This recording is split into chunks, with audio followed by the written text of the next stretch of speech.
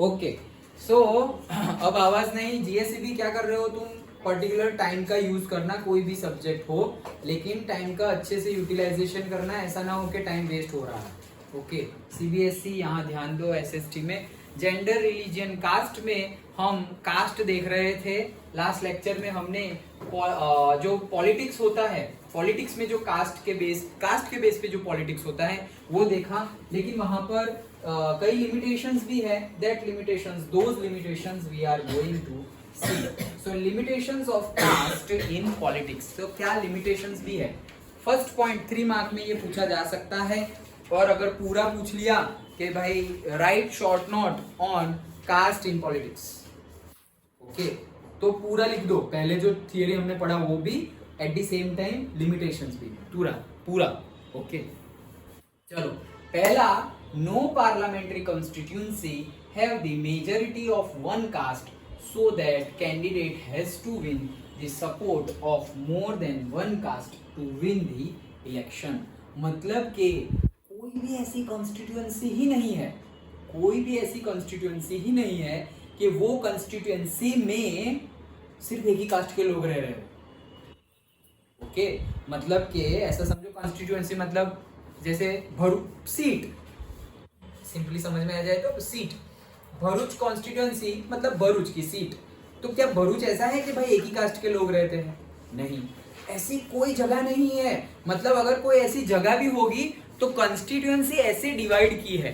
Okay ward, जैसे ward divide करते हैं कि वार्ड नंबर 2, वार्ड नंबर 3, अगर तुम अभी नहीं पता होगा क्योंकि अभी तुम्हारा पहला वोट बाकी है, बट ऐसे वार्ड भी डिवाइड कर देते हैं। मतलब कि भाई भरूच को भी डिवाइड कर दिया सपोज तालुका में, ओके, कि भरूच तालुका, अंकलेश्वर तालुका, झगड़िया तालुका, वागरा तालुका, ओके, तो अलग अलग तालुकाज में डिवाइड कर दिया।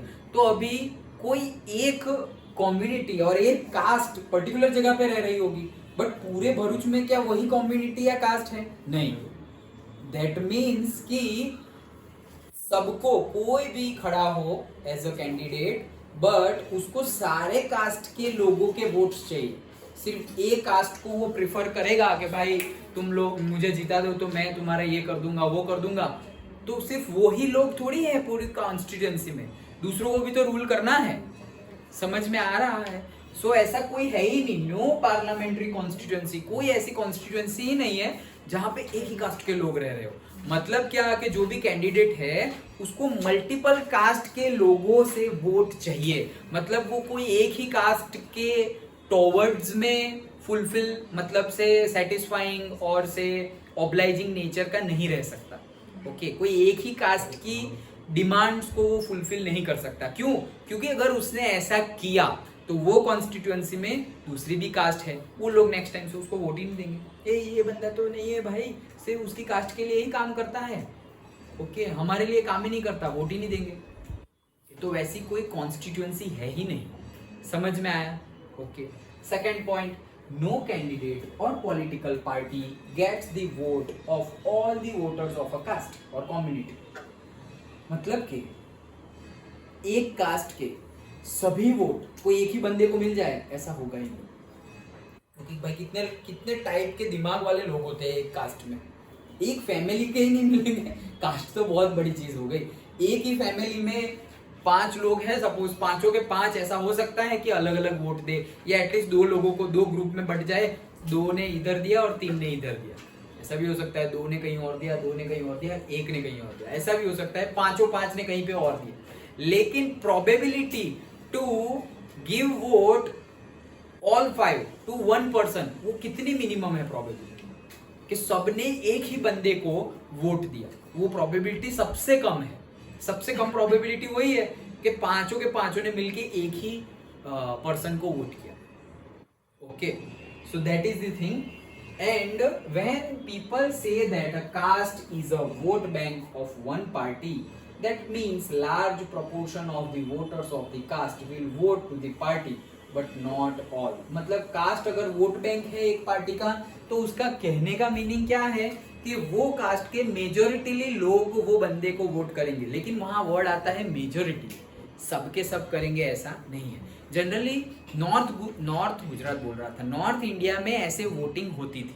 ओके पर्सनली पर्सनली मतलब पर्टिकुलरली देखा जाए तो यूपी एंड बिहार में ओके कास्ट के बेस पे वोटिंग होती थी पहले कि भाई पर्टिकुलरली ये दलित कास्ट है, पर्टिकुलर कास्ट को सपोज शेड्यूल ट्राइब है, शेड्यूल कास्ट है, ओपन कैटेगरी है, ओबीसी कैटेगरी है, ये तो हमने गवर्नमेंट की कैटेगरी, लेकिन वैसे भी सब कास्ट भी तो होती है कि भाई सपोज SC/BC कैटेगरी है, सोशली इकोनॉमिकली बैकवर्ड क्लास, तो उसमें भी कितनी सारी कास्ट होती है, सब कास्ट बहुत सारी होती है। सो वो ऐसा पहले बहुत होता था, अभी भी होता है, लेकिन जैसे हमने पहले भी डिस्कस किया था, लोग समझदार होते जा रहे हैं तो वैसी सारी चीजें कम हो रही है, तो ये सारी लिमिटेशंस है। अगर ये सब नहीं हुआ तो प्रॉब्लमेटिक सिचुएशन हो जाएगी, क्योंकि मतलब वहां पे पार्शियलिटी आ जाएगी कि भाई यहाँ पे यही कास्ट के लोग हैं और सबको उसी को देंगे, तो फिर सीट भी उसी को मिलेगी जो वो कास्ट को बिलोंग करता हो, और वो कास्ट को बिलोंग करने वाले को सीट दे दी, सब लोग ने उसको वोट दे दिए, तो पार्शियलिटी हो गई ना भाई।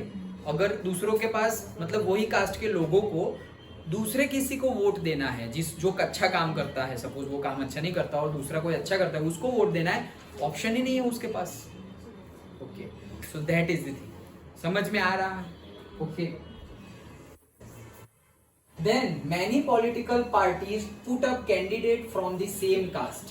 Then some voters have many candidates of their caste and some voters have no candidate from their caste. मतलब कि ऐसा समझो कि बीजेपी और कांग्रेस है और पर्टिकुलर कास्ट शेड्यूल ट्राइब वहां पे ज्यादा लोग हैं शेड्यूल ट्राइब के, तो बीजेपी कांग्रेस आप सब लोग जो कैंडिडेट खड़ा करेंगे वो भी शेड्यूल ट्राइब का ही होगा। ओके, तो जितने भी शेड्यूल ट्राइब के लोग हैं उनके वोट तो बट गए ना, क्योंकि अगर वो कास्ट को देख रहे हैं तो बीजेपी में भी वही कास्ट वाला है, कांग्रेस में भी वही कास्ट वाला है और यहाँ पर भी वही सेम कास्ट वाला है, तो ये अच्छी बात है कि भाई वोट बट गए। अदरवाइज ऐसा समझो कि शेड्यूल कास्ट वाला ट्राइब है, मतलब शेड्यूल ट्राइब वाली कास्ट है, शेड्यूल ट्राइब वाली, और जो कैंडिडेट है उसमें एक शेड्यूल ट्राइब है, एक शेड्यूल कास्ट है और एक ओपन कैटेगरी का कैंडिडेट है, तो वहां पे पार्शियलिटी हो जाएगी। शेड्यूल ट्राइब वाले को सारे वोट मिल जाएंगे, मेजरली वोट मिल जाएंगे। क्यों? क्योंकि वो ज्यादा रिलेट करता है वो पब्लिक से। अंडरस्टूड? लेकिन ये नहीं होता। क्यों? क्योंकि पार्टी को भी पता है कि भाई ऐसा किया तो हम फंस जाएंगे, इसलिए हम जो एरिया में ज्यादातर लोग कौन से है उसी के रिलेटेड, उसी की कास्ट के रिलेटेड कैंडिडेट खड़ा करेंगे जो सेम कास्ट वो फॉलो करता हो या सेम कास्ट में हो। डन? ओके, सिंपल रीजंस है। In our country the sitting MP and MLA of sitting मतलब जो जीता हुआ हो, okay, often lose the next election. मतलब जनरली ऐसा होता है, हम ऐसा नहीं बोलते कि हर बार ऐसा होता है, हर बार ऐसा नहीं होता। जैसे हमने पहले भी बताया था कि भाई जैसे चीफ मिनिस्टर तो एकदम हायर डेजिग्नेशन हो गया, बट फिर भी जैसे मोदी जी 15 साल चीफ मिनिस्टर रहे, 15 इयर्स, तो कंटिन्यूअसली 5 ईयर 3 बार जीते। ओके, प्राइम मिनिस्टर 2 बार जीते। उससे पहले मनमोहन सिंह जी थे, तो वो भी कंटिन्यूअसली 5 इयर्स, वैसे 10 इयर्स उन्होंने रूल किया कांग्रेस पार्टी से। ओके, तो ऐसा नहीं है कि हारेंगे ही, लेकिन ये तो बड़े नामों की बात हो गई, बड़े लीडर्स की बात हो गई। जो दूसरे लीडर्स है उसमें क्या होता है, नेक्स्ट ईयर अगर इस साल जीते हैं, नेक्स्ट ईयर पार्टी या तो कैंडिडेट चेंज कर देगी, अगर चेंज नहीं किया तो शायद उनके हारने के चांसेस भी ज्यादा है। ओके, ऐसा होता है। दैट मीन्स व्हाट, कि लोग समझ रहे हैं, वो सिर्फ कास्ट को देखकर, पार्टी को वोट देखकर वोट नहीं कर रहे। क्यों? क्योंकि कुछ भी देखकर वोट किया, मान लो कि अगर कास्ट को देखकर किया, रिलीजन को देखकर लोगों ने वोट किया, झेला कि भाई ये वोट किया लेकिन गलत वोट कर दिया यार, अब पता चल रहा है क्योंकि वो रूल कर रहा है, वो अच्छे से रूल नहीं कर रहा है। अब वो लोग क्या करेंगे नेक्स्ट टाइम, ए भाई कास्ट और रिलीजन छोड़ो, हम यही पार्टी को वोट देंगे। समझदार हो गए ना, एक बार खाई ना, एक बार गिरे, ठोकर लग गई, तो ठोकर लगी तो वो और संभल के चलते हैं। ओके, वो एक फ्रेज है ना, दूध का जला हुआ छाछ भी फूंक मार के पीता है। ओके, मतलब वो एक फ्रेज है गुजराती में कि अगर तुम गरम गरम दूध दे दिया तुमको, तो गरम गरम दूध दे दिया और जल गए, अरे बहुत गरम है, तो फिर उसको छाछ दोगे तो छाछ तो कोई गरम देगा नहीं, लेकिन फिर भी वो करके बटर मिल्क पिएगा। क्यों? क्योंकि एक बार जल गया है ना, इसलिए। ओके, तो एक बार ठोकर लग गई तो अब तुम संभाल के ही चलोगे। Like that. ओके, सो वैसे ही कोई भी एमपी एमएलए ने गलत किया, नेक्स्ट टाइम पब्लिक उसको हटा देगी। तो वही चीज बता रहे हैं, this could not had happened if caste or community had frozen political preference।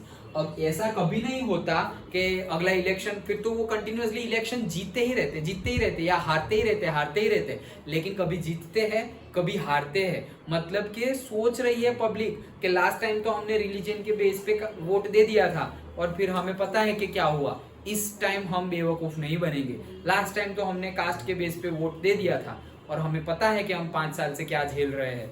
तो भाई एक बार थोड़ी वोट देना है लाइफ टाइम। कोई तुम्हें एक बार चीट कर सकता है, मान लो दूसरी बार चीट किया तो तुम भी तो समझदार हो, अब तो तुम भी, अभी वो आएगा हाँ तुमको ही वोट देंगे, लेकिन कुछ तो दो यार, थोड़ा पेट्रोल दो, ये दो वो दो, और तुम उसको वोट ही नहीं दोगे क्यों? क्योंकि उसने तुम्हें चीट किया इतनी बार। तो नेक्स्ट टाइम अब तुम भी हाँ करोगे, लेकिन वोट किसी और को दोगे। क्यों? तुम जल गए ना एक बार दूध से। Okay, that is the thing, understood? Okay, तो ये थी लिमिटेशंस।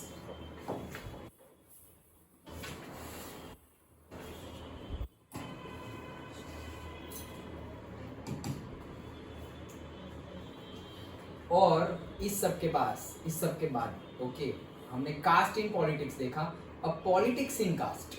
ओके देखो कुछ ज्यादा टफ नहीं है। देखो क्या है, every caste group tries to become bigger. मतलब पॉलिटिक्स इन कास्ट, मतलब कास्ट के अंदर ही पॉलिटिक्स चल रहा है। पहले हमने क्या बोला, पॉलिटिक्स में कास्ट, पॉलिटिक्स मतलब कास्ट के बेस पे पॉलिटिक्स हो रहा हो, कास्ट के बेस पे पॉलिटिक्स हो रहा हो। ओके, यहां पर क्या है, पॉलिटिक्स इन कास्ट, मतलब कास्ट में पॉलिटिक्स, वहां पे तक कास्ट इन पॉलिटिक्स, दोनों का डिफरेंस समझो। वो वाला था पॉलिटिक्स के अंदर कास्ट, लेकिन उसको लिखेंगे कैसे इंग्लिश में, कास्ट इन पॉलिटिक्स। पॉलिटिक्स के अंदर कास्ट, तो इंग्लिश में तो उल्टा हो जाता है, इनके बाद जो आएगा उसके अंदर। कल तुम नहीं थे, थोड़ा ग्रामर हमने डिस्कस किया था, उनको आज पेपर था, तो so I will share the video. Okay, that you see. ऐसे तो 9th में हमने पढ़ा ही है, वही है रिवाइज, नया कुछ नहीं पढ़ा था। ओके, डायरेक्ट इनडायरेक्ट देखा था, वही बुक में से वही example same. Okay, today I will share with you that link. Okay, so क्या बोल रहे थे, यस। तो पहले हमने जो देखा वो क्या देखा कि पॉलिटिक्स में कास्ट क्या रोल प्ले करता है, पॉलिटिक्स में कास्ट क्या रोल प्ले करता है। तो हमने क्या बोला, कास्ट इन पॉलिटिक्स। अब हम क्या देख रहे हैं, कास्ट में पॉलिटिक्स क्या रोल प्ले करता है, कास्ट में पॉलिटिक्स क्या रोल प्ले करता है। तो कास्ट में तो पॉलिटिक्स इन कास्ट, समझ में आ रहा है? मतलब उसमें हमने क्या देखा कि पूरे देश की राजनीति है, उसमें कास्ट क्या रोल प्ले कर रहा है वो देखा। Okay, so caste in politics. But अब हम क्या देख रहे हैं, एक कम्युनिटी है या एक कास्ट है, उसमें कौन सी टाइप की पॉलिटिक्स होती है। अरे कास्ट में भी पॉलिटिक्स होती है, हाँ होती है। कैसी पॉलिटिक्स होती है वो देख रहे हैं। भाई पॉलिटिक्स तो सब जगह होती है, politics in education politics in sports field, politics in से वो क्या हमारा cinema, politics in cinema. Politics मतलब क्या, राजकूटनीति। वैसे तो राजनीति होता है, बट कूटनीति, चाणक्य नीति। ओके, कि भाई तुम बेनिफिट लेना चाहते हो कुछ ना कुछ करके। Okay, so that is the thing. So politics तो सब जगह होगा, लेकिन हम सब जगह की बात नहीं कर रहे, हम कास्ट की बात करेंगे। क्यों? क्योंकि पॉलिटिक्स इन कास्ट हम देखने वाले हैं, बट कास्ट इन पॉलिटिक्स था, मतलब कास्ट रोल प्ले कर रहा था पॉलिटिक्स के अंदर। तो अब हम देखेंगे कि कास्ट में भी कोई पॉलिटिक्स होती है। पॉलिटिक्स तो हर जगह होती है, क्या होती है कास्ट में पॉलिटिक्स वो देख रहे हैं। Every caste group tries to become bigger by incorporating within its neighbouring caste और sub caste which were earlier excluded from it. मतलब ये आप कास्ट के अंदर की पॉलिटिक्स है। ऐसा समझो कि किसी की कोई एक कास्ट है, कोई भी कास्ट है, ओके, शेड्यूल कास्ट है, सपोज एससीबीसी है, socially and economically backward class. Okay, तो ये एक कास्ट हो गई। अब इनके अंदर बहुत सारी फील्ड है, सब कास्ट है। ओके, नहीं हम बोलते कि भाई पर्टिकुलरली राजपूत, तो कौन कौन राजपूत में आएगा, तो भाई दरबार है वो भी राजपूत में आएंगे। फिर बहुत सारी सरनेम होती है ना, सिंह होते हैं सिंह, ओके, के हितेंद्र सिंह, ये सिंह, दरबार सिंह, तो वो सिंह भी राजपूत में आएंगे। सिंह मतलब SINH सिंह, ओके। सो वैसी सरनेम वाले, ओके, तो वो सब राजपूत में आएंगे। तो भाई एक राजपूत कम्युनिटी और कास्ट लो, उसमें भी बहुत सारे हैं, तो उसमें भी बहुत सारे, तो अंदर अंदर भी वो मतलब इनमें हम आगे हैं ऐसे।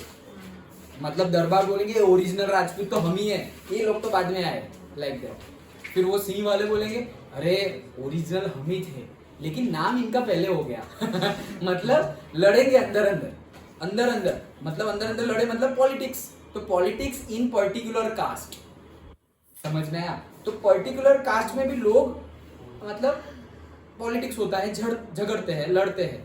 वो क्या होता है, तो ये पहला पॉइंट हमें क्या बोला, इन एवरी कास्ट, सभी कास्ट में पॉलिटिक्स होता है। क्या होता है कि एक हम ज्यादा अच्छे हैं, या पर्टिकुलर ये मतलब ये कास्ट मतलब कौन, तो नहीं बोलते कि भाई पटेल, वो पटेल में ये इतने टाइप के पटेल होते हैं, पटेल में भी कितने सारे पटेल होते हैं पता है? हाँ, वो बहुत सारे लेवा पटेल, कड़वा पटेल, फिर महसाणा पटेल, ओके, महसाणा साइड रहते हैं वो, तो बहुत सारे टाइप रख देते हैं। तो वो टाइप पर्टिकुलरली, ओके, तो वो पर्टिकुलर टाइप मतलब अब कोई बोलेंगे पटेल, तू कौन सा पटेल, पटेल तो सुन लिया कौन सा है, उसमें भी है मतलब अच्छा ये है, हम तो ये वाले हैं ऐसे। तो पर्टिकुलर कास्ट में भी पॉलिटिक्स हो रही है। तो लोग क्या कर रहे हैं, एक सब दो सब कास्ट है, एक लेवा पटेल, कड़वा पटेल, यहाँ पे कोई पटेल नहीं है, राइट? पटेल है, हाँ, क्यों, कौन कौन से होते हैं? नहीं तुम है ऐसा नहीं, कितनी टाइप की होते हैं, मैं तो दो ही जानता हूँ। यही जो मैं बोला। अच्छा ओके चलो, तो पृथ्वी हमारा लेवा पटेल कैटेगरी में है, तो लेवा पटेल हाँ वही है, क्या हंस कह रहे हो?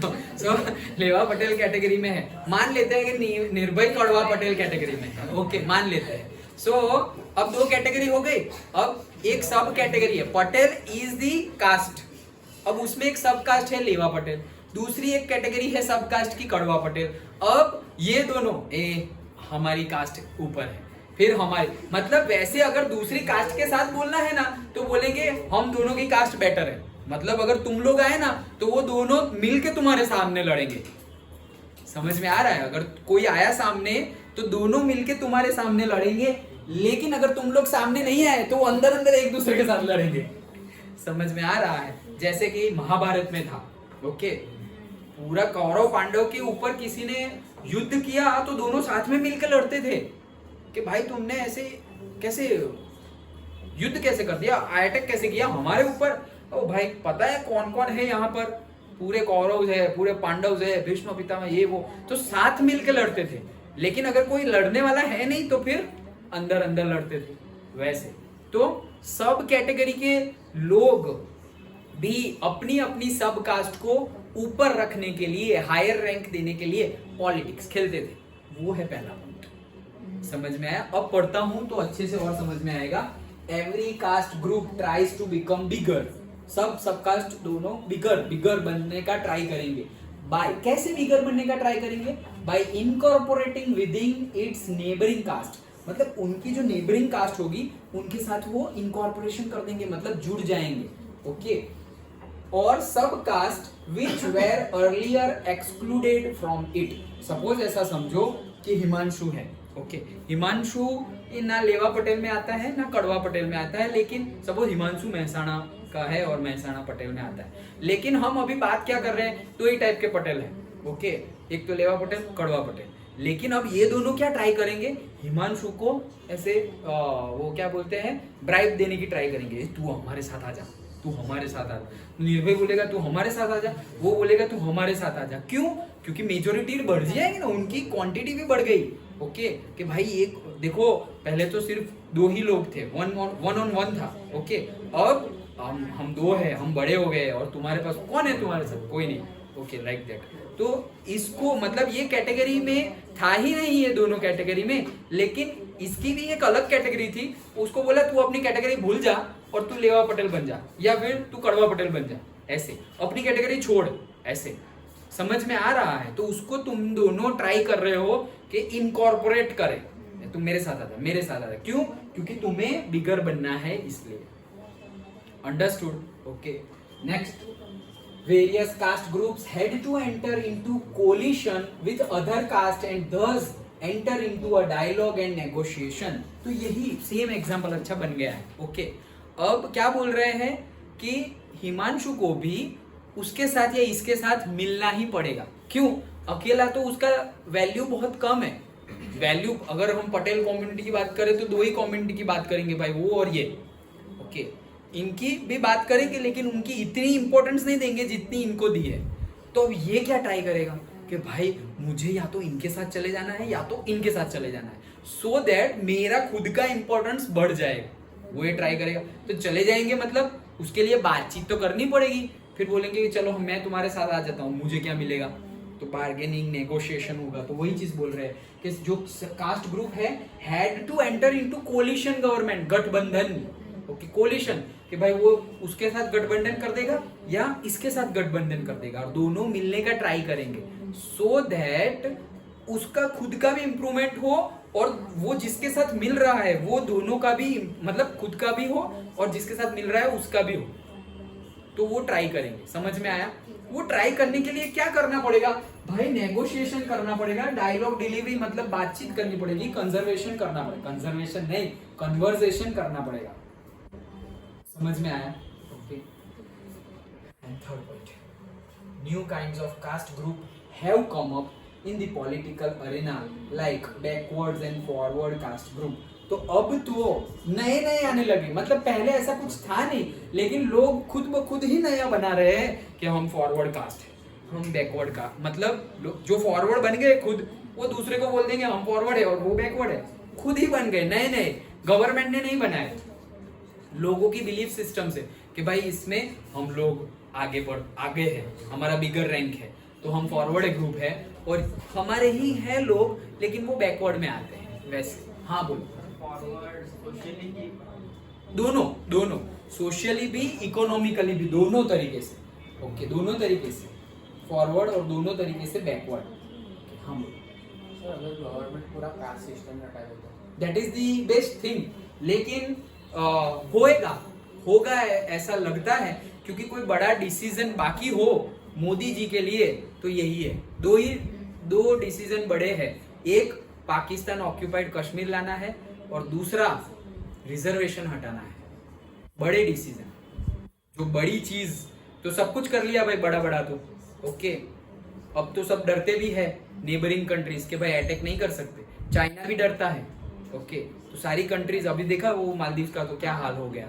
ओके कुछ नहीं किया, मुंह से बोला भी नहीं, मालदीव्स मुंह से कुछ बोला भी नहीं, बस गए और स्नॉर्कलिंग करके आ गए और फोटो खिंचा दी अच्छी अच्छी, और देखो क्या हालत हो गई। ओके, कितनी फ्लाइट्स, कितने ट्रिप्स कैंसिल हो गए मालदीव्स के, इंडियंस ने किए। सोचो कितना लॉस हो गया। ओके, अभी ऐसी कंडीशन है कि उनके प्रेसिडेंट जो जीते हैं ना इलेक्शन, वहां पे अविश्वास प्रस्ताव, मतलब कि नो कॉन्फिडेंस मोशन शुरू होने वाली है। कि मतलब जो अटल बिहारी वाजपेयी जी के साथ हुआ था कि लोगों ने क्या किया कि भाई प्राइम मिनिस्टर तो बन गए, लेकिन अगर नो कॉन्फिडेंस मूवमेंट स्टार्ट हो जाए, मतलब जो लोग पहले बोल रहे थे कि हम आपको सपोर्ट कर रहे हैं, वही बाद में बोल देंगे हम आपको सपोर्ट नहीं कर रहे हैं, आपने ऐसा क्यों किया। वैसा स्टार्ट होने के चांसेस हैं उनके प्रेसिडेंट के लिए। सोचो। ओके, तो कितने पावरफुल हम बनते जा रहे हैं, दैट वी हैव टू सी। पहले इंडिया को कोई इतना इंपॉर्टेंस नहीं देता था, क्या हो रहा है क्या नहीं पता भी नहीं चलता था, और कितने अटैक्स होते थे हमारे सोल्जर्स के, कितने मर्डर होते थे, मर्डर बोलेंगे, मर्डर। ओके, बॉर्डर पर। और फिर भी हम क्या करते थे, हम आपके साथ क्रिकेट नहीं खेलेंगे। अरे क्रिकेट नहीं खेलेंगे, यहाँ मर्डर हो रहा है नेशन, मतलब तुम्हारे लोग मर रहे हैं, सोल्जर मर रहे हैं, और तुम डिसीजन क्या ले रहे हो, हम आपके साथ क्रिकेट नहीं खेलेंगे, ये डिसीजन ले रहे हो। अब देखो, कोई घुसपैठ करने से भी डरता है। क्यों? छूट दे दी है आर्मी को, भाई तुम्हें जो करना है करो। पहले फोन करके पूछना पड़ता था इन लोगों ने ऐसा किया, गोली चलाए या नहीं चलाए, तब तक तो एक लग गई यहां पर। बोले तुम्हें जो करना है करो, तुम्हारा काम है सिक्योरिटी देना, तो तुम्हें जो करना है करो, छूट दे दी है। ओके, वो पावर, अब आर्मी ऐसे चलते हैं, ए क्या है ऐसे लाइक दैट, ओके दादागिरी कि भाई हमारा नेशन है, कुछ भी नहीं चलेगा, तुम ऐसे खाली खाली गोलीबारी करोगे, हम सचमुच वाली गोलीबारी कर देंगे ऐसे। ओके कुछ पूछ रहे थे, किसी को डाउट था? हाँ अच्छा चलो, तो समझ में आया। So that is the thing कि how important India is becoming. और अभी आज लास्ट डे है, ये 9th और 10th ईयर है जब वाइब्रेंट गुजरात समिट होती है। ओके तो वाइब्रेंट गुजरात समिट मोदी जी ने स्टार्ट की थी जब वो प्राइम मिनिस्टर थे तब। मतलब क्या है कि पूरे वर्ल्ड से बड़े बड़े बिजनेसमैन आते हैं तो कुछ ना कुछ इंडस्ट्रीज एस्टेब्लिश करने के लिए, कुछ ना कुछ कोलैबोरेशन के लिए। किसके साथ?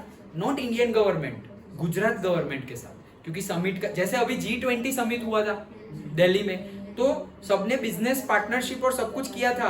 किसके साथ? इंडियन गवर्नमेंट के साथ, पूरी इंडिया। ओके अब ये पर्टिकुलरली गुजरात गवर्नमेंट के साथ कैसे बिजनेस, तो 10, 11 और 12 आज लास्ट डेट है, अहमदाबाद में हो रहा है। तो मैं कल ही इंटरव्यू देख रहा था, मतलब वो जहाँ स्पीच दी थी, मोदी जी ने स्पीच दी, मुकेश अंबानी ने स्पीच दी, रतन टाटा, सब लोग, सारे बड़े बड़े इंडस्ट्रियलिस्ट वहाँ आए हुए थे। तो मुकेश अंबानी ने तो क्या बोल दिया पता है? 2047 तक हमें ये जो अभी विकसित भारत संकल्प भी चल रहा है, विकसित भारत मतलब डेवलप नेशन, अभी हम डेवलपिंग नेशन में है और अब क्या बनना है? डेवलप। ये ईयर क्यों चूज किया पता है? 2047 100 इयर्स कंप्लीट होते हैं हमारे इंडिपेंडेंस को। सो 1947 से लेकर के 2047 100 साल में हम डेवलप्ड नेशन बन गए। अंडर डेवलपिंग से डेवलपिंग में आए और डेवलपिंग से डेवलप्ड बनने वाले हैं। ये हमारा एम है, ये हमारा एम है।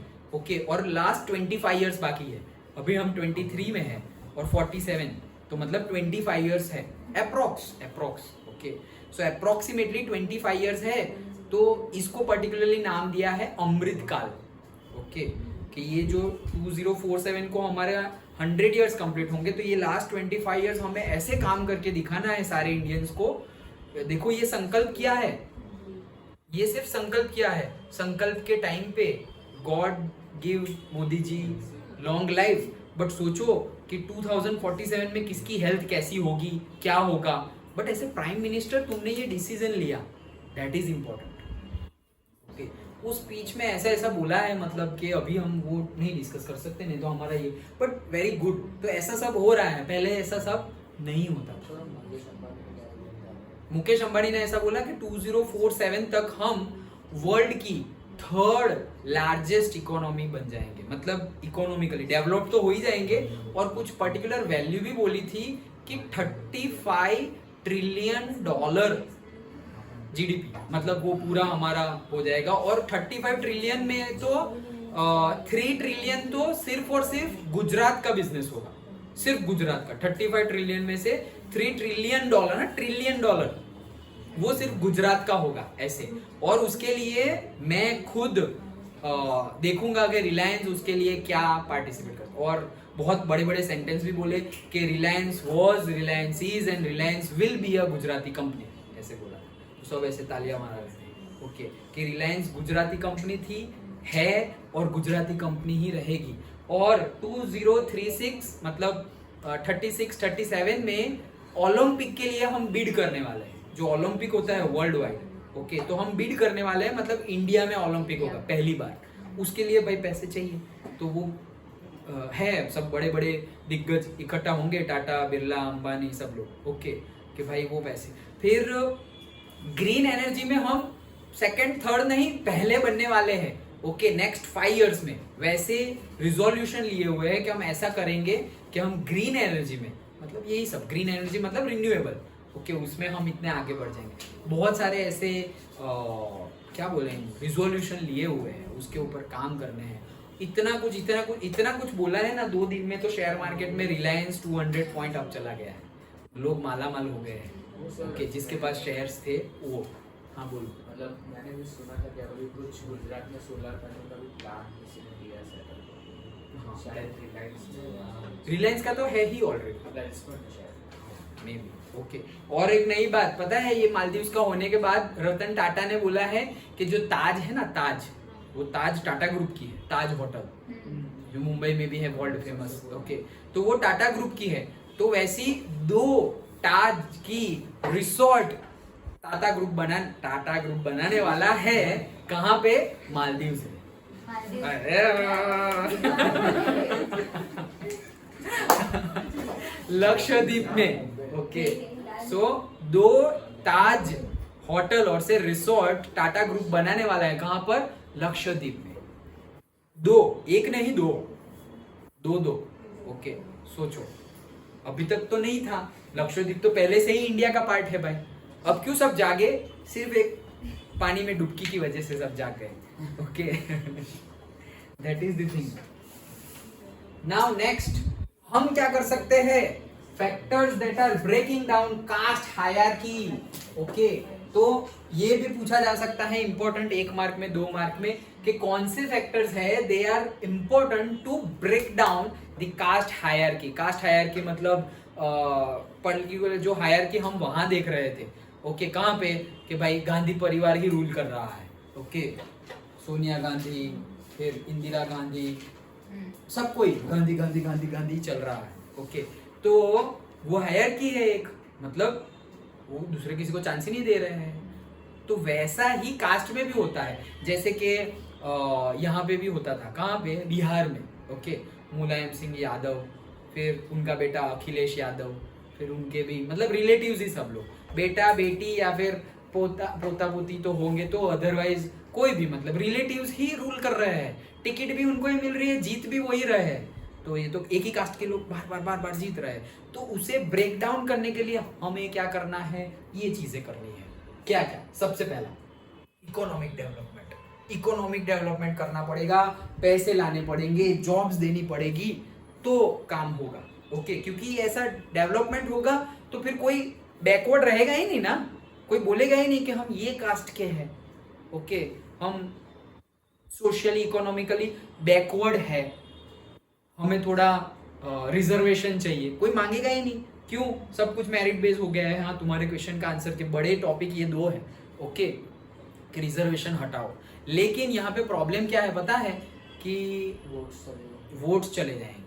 कौन वोट नहीं देगा? अगर रिजर्वेशन हटा दिया तो जो रिजर्वेशन अब एंजॉय कर रहे हैं अभी, वो लोग वोट नहीं देंगे। ओके, तो ये वोट चले जाने के डर से कोई पॉलिटिशियन इसके ऊपर हाथ नहीं लगा रहा है, बट मुझे ऐसा लग रहा है पर्सनली कि मोदी जी तो हाथ लगाएंगे। ओके, कब लगाएंगे? जब पक्का हो जाएगा कि शायद बस मैंने बहुत कर लिया है, ओके, अब जाना है। ओके, तो जाते जाते कुछ करके जाते हैं, लाइक दैट, तब वो ये भी करके जाएंगे। ओके, हाँ बोलो सर। अगर उन्होंने कर भी दिया, मतलब ले लिया डिसीजन और बोल दिया, डिक्लेयर कर दिया, फिर अगर नेक्स्ट नेता आता है तो वो तो फिर यही प्रमोट उठा लेगा कि मैं वापस रिजर्वेशन पॉलिसी ला लूंगा। नहीं, हटाएंगे ऐसा कि कभी रख ही नहीं सके। जैसे कि अभी आर्टिकल 370 ऐसे हटाया है कि मोदी गवर्नमेंट चली जाए फिर भी आर्टिकल 370 जैसा कोई भी आर्टिकल जम्मू कश्मीर में नहीं लगेगा, कभी नहीं लगेगा। इंडिया की हिस्ट्री नहीं, इंडिया के फ्यूचर में कभी नहीं लगेगा ऐसा कोई आर्टिकल। तो हटाएंगे तो ऐसे पूरे रूट के साथ निकाल देंगे, उखाड़ के फेंक देंगे, कि कोई ऐसा नहीं कि भाई हाँ इन्होंने हटाया था, मुझे ला दो, मैं वापस ले आऊंगा। नहीं तो सही बात है, जीत जाएंगे वो कि भाई पर्टिकुलर कास्ट वोट दे देगी, हाँ ये रिजर्वेशन दे।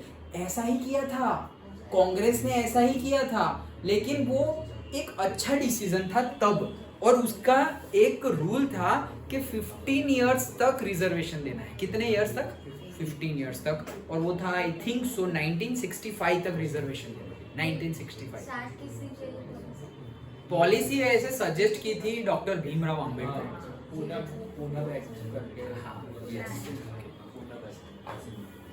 तो उन्होंने स्टार्ट की थी, बट वो सही थी, हम ऐसा नहीं बोल रहे कि वो गलत थी, वो सही थी, तब जरूरत थी भाई, तब जरूरत थी।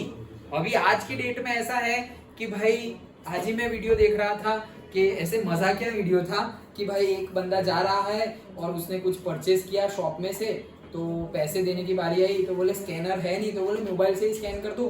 तो वो स्कैन कर रहा है आईफोन 14 से, और वो जो पैसे ले रहा है वो पैसे ले रहा है आईफोन 15 से। मतलब वो दुकान वाला या सब्जी वाला व्हाटएवर, ओके, तो वो जो ले रहा है जिसके पास से पैसे देके, वो उसके पास वो फोन कौन सा है जो पेमेंट के लिए यूज कर रहा है, आईफोन 14, और जो ले रहा है उसके पास उससे भी हायर वर्जन है ऐसे।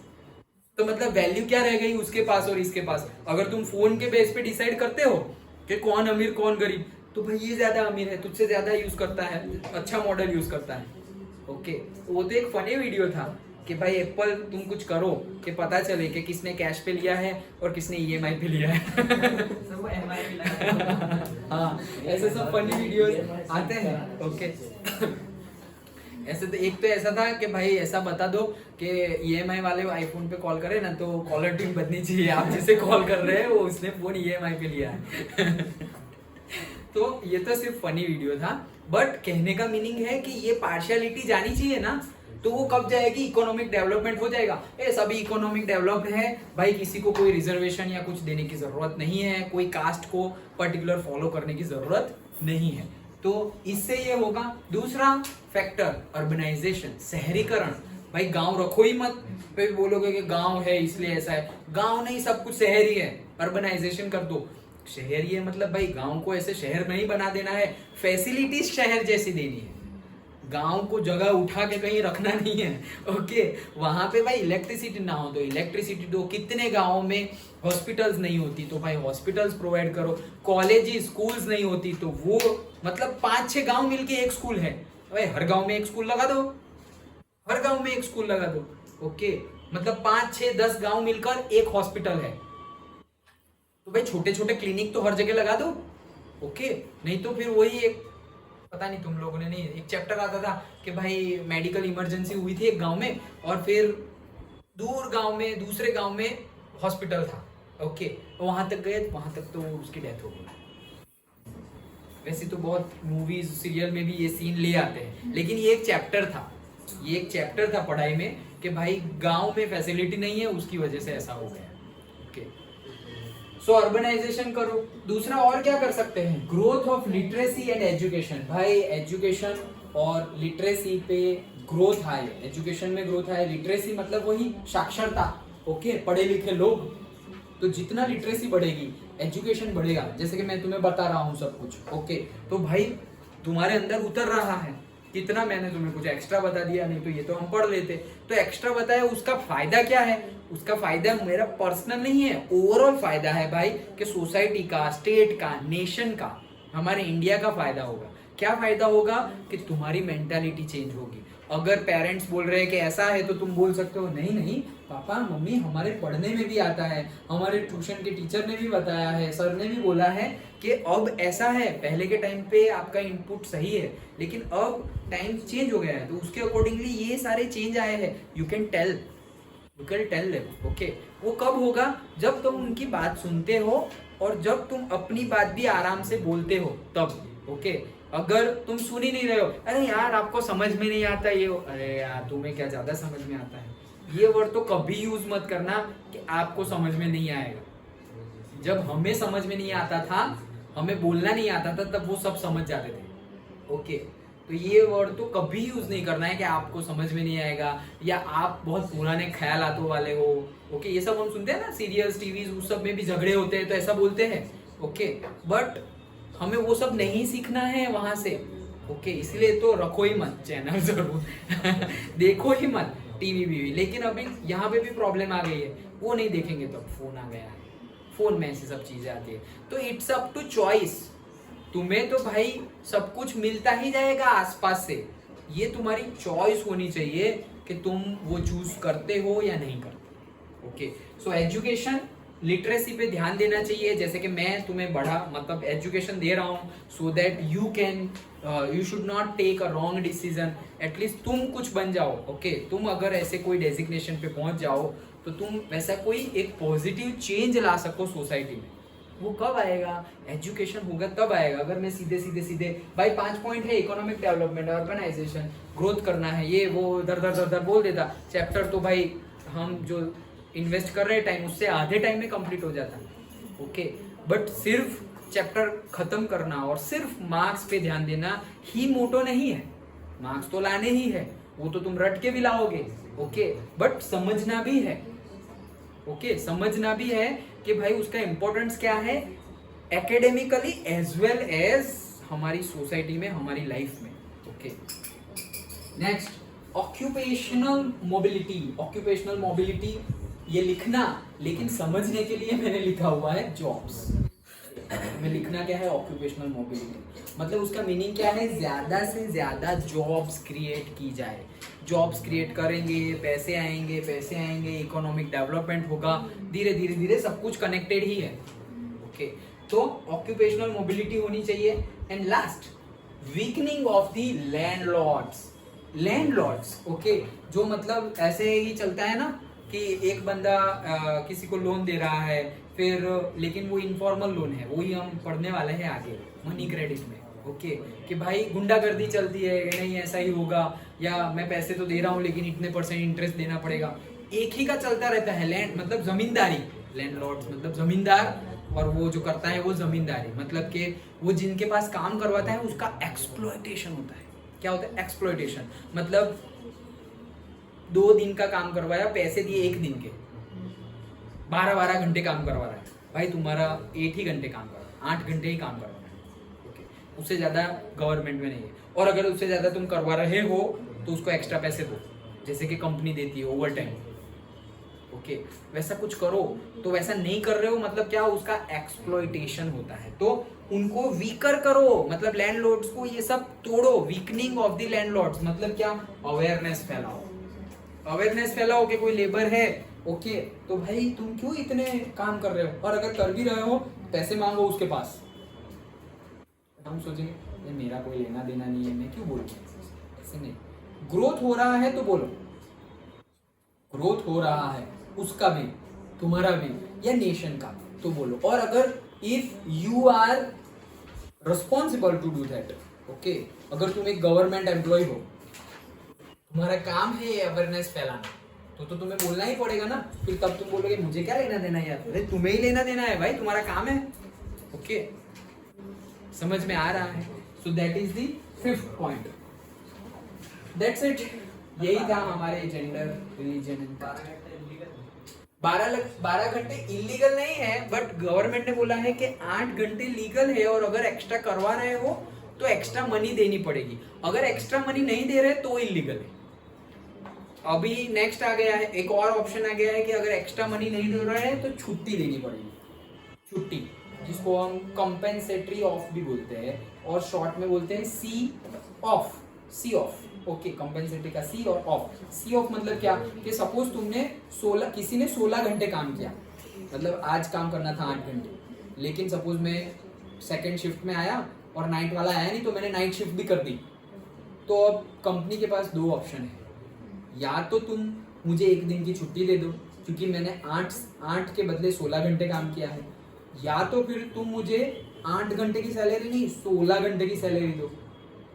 और 8 घंटे काम करना इजी है, और 16 घंटे कंटिन्यूअस काम करना टफ है, तो थोड़ा तुम्हें मुझे ओवर टाइम में भी ज्यादा देना पड़ेगा। मतलब 8 घंटे का अगर 500 रुपीज है तो 16 घंटे का 1000। नहीं ऐसे नहीं, 1200 देने पड़ेंगे, क्योंकि कंटिन्यूअस 16 घंटे काम करना टफ है भाई। ओके तो डबल तो करना ही है, मतलब 2 तो करना ही है, लेकिन थोड़ा एक्स्ट्रा भी दे। ये कंपनी के पास ऑप्शनल होता है, कंपनी की मर्जी, हम नहीं मांग सकते, कंपनी जो बोलेगी वो हमें लेना है। सर वो ज्यादा टैक्स नहीं काटता?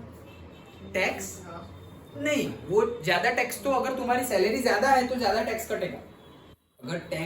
अगर कंपनी जो काट रही है टैक्स, ओके मतलब गवर्नमेंट कंपनी को भी टैक्स पे, हमारा जो सैलरी आता है ना, जब अगर तुम जॉब कर रहे हो तो तुम्हारा जो सैलरी आएगा ना, उसमें से गवर्नमेंट का टैक्स डिडक्ट होके आएगा पर्टिकुलर अमाउंट, जिसको प्रोफेशनल टैक्स बोलते हैं। और एक टैक्स होता है इनकम टैक्स, वो तुम्हें पे करना है खुद। ओके अब तुम वो नहीं करोगे तो गवर्नमेंट कंपनी को नहीं पकड़ेगी, तुम्हें पकड़ेगी। ओके लेकिन प्रोफेशनल टैक्स अगर तुमने नहीं काटा तो गवर्नमेंट तुम्हें नहीं पकड़ेगी, कंपनी को। ए भाई तुमने इसको सैलरी दी है, थोड़े पैसे तो काटो, लाइक दैट। वो प्रोफेशनल टैक्स है, मतलब तुम्हें जॉब दी, ये वो बहुत सारे रीजन है, उसके टैक्स वो मिनिमल होता है, बहुत कम होता है। मतलब सपोज मेरी जॉब जब पहली लगी थी तो 10,000 रुपीज सैलरी थी, तो प्रोफेशनल टैक्स था 150 रुपीज। तो मेरा सैलरी कभी 10, मतलब तुम्हारे सैलरी 10,000 है लेकिन हाथ में 10,000 नहीं आएगा, 100 तो वहां चले गए, ओके, तो 9,900 हो गए, और दूसरे 50 भी चले गए, तो 9,850 रुपीज की सैलरी है। लेकिन कहने का मीनिंग क्या है, 10,000 सैलरी, इन हैंड कुछ अलग है। Okay, so that is the thing. यही हमारा पूरा चैप्टर था, जेंडर, रिलीजन, कास्ट। इसमें जो टर्म्स यूज हुई है वो अगर समझ में ना आए तो वापस यूज की है कि कास्ट हायरार्की मतलब वही एक ही फैमिली में सबको टिकट दे देना। A ladder like formation in which all caste groups are placed from highest to lowest caste. Okay, मतलब कास्ट हायरार्की। तो जैसे फ्लो चार्ट बना दिया कि ये इसके बाद किसी को मिलने वाली है टिकट तो इसको मिलेगी, इसके बाद इसको मिलेगी, इसके बाद उसको मिलेगी। एक लैडर लाइक स्ट्रक्चर ही है। ओके, मतलब कि वही हायरार्की, मतलब तुमने पर्टिकुलरली अपनी पहचान वाले को, अपने रिलीजन वाले को, अपनी ही कास्ट वाले को प्रिफर किया, रूल से नहीं गए और तुमने प्रिफर ऐसे ही कर दिया, उसकी कास्ट, उसका रिलीजन और उसका इकोनॉमिक बैकग्राउंड देखकर, तो that should not be done. फिर एक है sexual division of labour. Sexual division of labour, वो जो वर्ड यूज हुआ है चैप्टर में वो है कि भाई मेल फीमेल, वो हमने जो जेंडर में देखा था वो कि भाई मेल 8 घंटे काम करे और फीमेल 8 घंटे काम करे, सेम काम, तो भी फीमेल को कम सैलरी मिलती है और मेल को ज्यादा। ओके, तो ये सेक्स के बेस पर, जेंडर के बेस पर जो हम लेबर का डिवीजन करते हैं वो नहीं होना चाहिए। Okay, labours a system in which all work inside a home is either done by the women of the family or organized by them through the domestic helpers। तो मतलब पूरा का पूरा सेक्सुअल डिवीजन ऑफ लेबर हो गया, division हो गया। Labour मतलब क्या, कामकाज। ओके, तो वो जो कामकाज है वो तुमने क्या कर दिया, डिवाइड कर दिया on the basis of sex और से जेंडर। ओके, कि भाई ये सारा ही काम इन लोगों को ही करना है। मतलब ऐसा नहीं बोलते कि जैसे वो, अब वैसे तो अब तो सब कुछ कॉमन हो गया है, लेकिन जनरली पहले क्या होता था कि घर के ये सारे काम है वो फीमेल करेगी और घर के ये सारे काम है वो मेल करेंगे। तो ये सेक्सुअल डिवीजन ऑफ लेबर ही हो गया कि भाई दूध लाना है तो मेल ही जाएगा, ओके, कुछ सामान लाना है मेल ही जाएगा। अब ऐसा नहीं है, लेकिन पहले ऐसा था कि पर्टिकुलर काम है तो बाहर के काम मेल को करने हैं और घर के अंदर के काम फीमेल को करने हैं, पहले ऐसा था। तो ये क्या है, सेक्सुअल डिवीजन ऑफ लेबर। सारी फीमेल ही ये काम करेगी, सारे मेल ही ये काम करेंगे। Understood? Okay. Feminist, a man or a woman who believes that women and men should get equal rights and opportunities। मतलब कि अगर तुम ऐसा मानते हो कि मैन और वुमेन को सेम राइट्स मिलने चाहिए तो यू आर अ फेमिनिस्ट। समझ में आया? ये अच्छा है या बुरा? अच्छा है। तो आर यू फेमिनिस्ट? यस और no? So yes, okay. So अगर तुम मान रहे हो कि सेम राइट्स मिलने चाहिए तो उसको क्या बोलेंगे? फेमिनिस्ट। तो अगर कोई तुम्हें फेमिनिस्ट बोले तो बुरा मत मानना, ओके। हाँ, अच्छा है ना वो तो, मतलब मैन को और वुमेन दोनों सबको सब इक्वल है, जेंडर के बेस पे सब इक्वल है।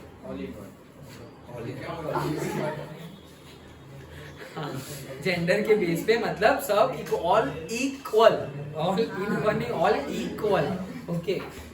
Then patriarchy, that is literally a rule by father, a system which give more value to men and power over women। मतलब patriarchy जो है वो मेल को ही ज्यादा डोमिनेंट करवाते हैं, मतलब फीमेल्स को पावर भी कम मिलता है और ऑथोरिटीज भी कम मिलती है, रिस्पॉन्सिबिलिटीज भी कम देते हैं। That is patriarchy। And family laws, तो भाई घर के लॉज, ओके, दोज लॉज 8 बजे तक घर में आ जाना। Those laws which deals with the family related issues like marriage, adoption, divorce, inheritance, etc. In our country, different family laws apply to the followers of different religion। अलग अलग religion के accordingly family में भी अलग अलग rules regulations होते हैं। इसमें भी वो पॉलिटिक्स इन कास्ट आ जाता है, कास्ट के अंदर पॉलिटिक्स आ जाता है कि भाई हमारे कास्ट में तो ऐसा होता है, क्या बात कर रहे हैं, हमारी कास्ट में तो ऐसे मैरिज होते हैं, मैरिज, डाइवोर्स। भाई हमारे कास्ट में तो ऐसे मैरिज होते हैं, नहीं हमारे कास्ट में तो सुबह होते ही नहीं, रात को ही होते हैं। मतलब सब कुछ अलग ही है, ओके। सो दैट वो difference, that is family laws.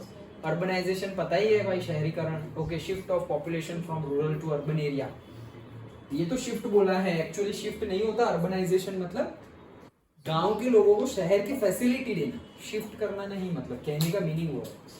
Occupational mobility अभी हमने बोला था, that is job shift from one occupation to another, मतलब जॉब्स तुम चेंज कर सकते हो अगर तुम्हें लग रहा है कि वो भाई यहाँ मेरा एक्सप्लॉइटेशन हो रहा है यार, जी ज्यादा काम करवा रहे हैं, मुझे सैलरी अच्छी नहीं मिल रही है, मुझे वर्किंग कंडीशन सही नहीं लग रही, ये मुझे लोग इक्वली ट्रीट नहीं कर रहे हैं, मैं वुमन हूँ तो मुझे ज्यादा काम करवा रहे हैं, सैलरी कम दे रहे हैं, लाइक दैट। ऐसा कुछ भी फील हो, मेरे पास ऑप्शन होना चाहिए कि भाई रखो अपनी जॉब, मैं यहाँ जा रही हूँ या जा रहा हूँ, लाइक दैट। तो वो शिफ्ट करने का ऑप्शन होना चाहिए, that is optional occupational mobility, shift from one occupation to another. Usually when new generation takes up new occupation other than the practised by their ancestor, मतलब ये वहां भी कहलाया जाता है कि अगर तुम्हारे एंसेस्टर जो कोई काम कर रहे हैं वो तुम कुछ उससे अलग करना चाह रहे हो, ओके, मतलब एंसेस्टर खेती कर रहे हैं, ओके, मतलब हमारे फादर, उनके फादर, हमारे पूरा जो ग्रुप है ऊपर, हमारी जो हायरार्की है उनकी हायरार्की में हम आते हैं वैसे तो हमारा जो फ्लो चार्ट है, मतलब हमारे father, four father, grandfather, grandfather, वो सब ने क्या किया था, फार्मिंग की थी, खेती की थी, और तुम बनने चले बिजनेसमैन, ओके, तो उसे बोलेंगे ऑक्यूपेशनल मोबिलिटी, कि भाई जो सब कर रहे हैं वैसा ही, भाई मैं डॉक्टर, मेरा बेटा डॉक्टर, उसका बेटा भी डॉक्टर, उसका बेटा भी डॉक्टर, फिर वो आया नहीं मैं इंजीनियर बनूंगा, लाइक दैट, तो वो भी एक अलग ऑक्यूपेशन हो गया, okay, so that is occupational mobility. Sir मतलब अभी भी ऐसा होता है ना कि जहाँ पर की सैलरी ज़्यादा होती है, हाँ। same qualification। अभी भी जो हमने पढ़ा, जेंडर, रिलीजन, कास्ट, सब कुछ ही है, थोड़े अमाउंट में, लेकिन है। जेंडर के बेस पे भी पार्शियलिटी होती है, रिलीजन के बेस पर भी पार्शियलिटी होती है, और कास्ट के बेस पर भी पार्शियलिटी होती है। हम चाहते हैं ना हो, हम पढ़ते हैं, हम जनरेशन है, तो एटलीस्ट हमें नहीं करना चाहिए। हमारे हाथ में क्या है, हम पढ़ रहे हैं ना, एटलीस्ट सारे पूरे इंडिया में जितने भी 10th क्लास वाले हैं वो भी ये ठान ले, अभी तो हम नहीं कर रहे, फ्यूचर में भी हम नहीं करेंगे, हो गया फ्यूचर सिक्योर। लेकिन वो ठानना पड़ेगा, वो डिसाइड करना पड़ेगा कि भाई हमने नहीं किया है, और हमारे पेरेंट्स ने, हमारी पास्ट जनरेशन ने जो भी किया, हमने पढ़ा है कि भाई जेंडर के बेस पे पार्शियलिटी नहीं होनी चाहिए, रिलीजन के बेस पे पार्शियलिटी नहीं होनी चाहिए, कास्ट के बेस पे पार्शियलिटी नहीं होनी चाहिए। तो अगर